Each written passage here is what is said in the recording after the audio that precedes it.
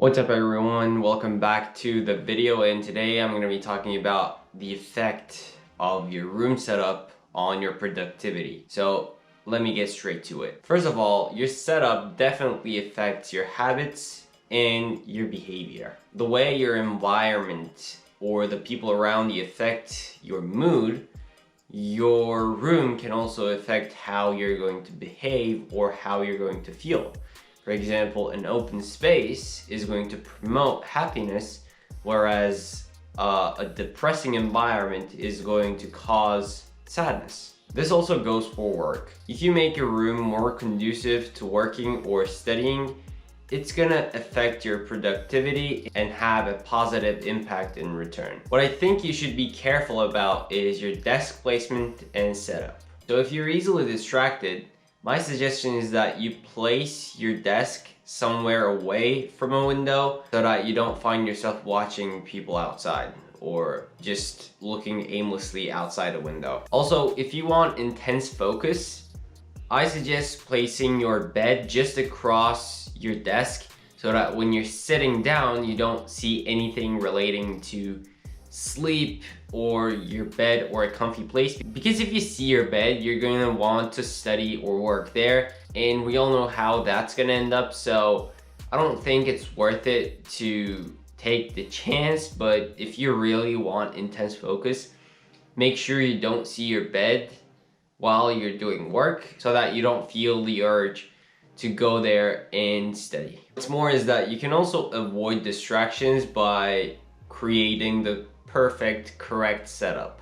Don't have a phone charger or a phone stand on your desk, because if that's the case, your phone's going to be on the desk and you're going to see if someone messaged you or something's going on social media, and so you're going to be distracted and all that stuff.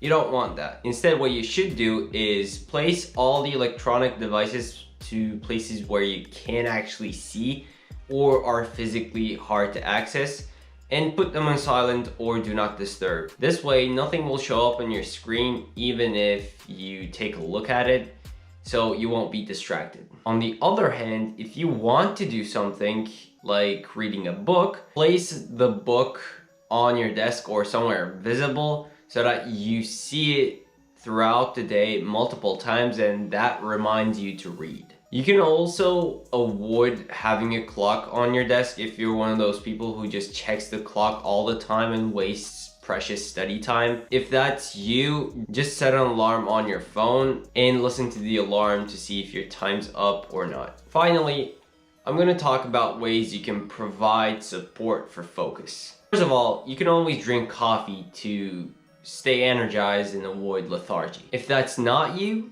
what you can do is take a short nap if you're feeling tired or just lethargic. But one thing I should mention is that these naps cannot be longer than 15 or 10 minutes, because then you're gonna feel even more tired after you wake up and want to go back to sleep again. So having these short 10 to 15 minute naps is going to help you tremendously and keep you energized. As I've said earlier, you can also create a space for intense focus by managing a setup that's devoid of all distractions, so that way you can intensely focus on your work and excel at what you do. One last thing is that you can also try scheduling your socializing time like you do your study times. That way you don't feel the urge to pick up your phone, go on social media, or call a friend, because you're going to eventually do that later on in the day or in a specific time of the day. So this way you can actually create an environment that's more conducive to work. Thank you guys so much for watching. Reach out to me if you have any questions, and I'll see you on the next one. Thanks.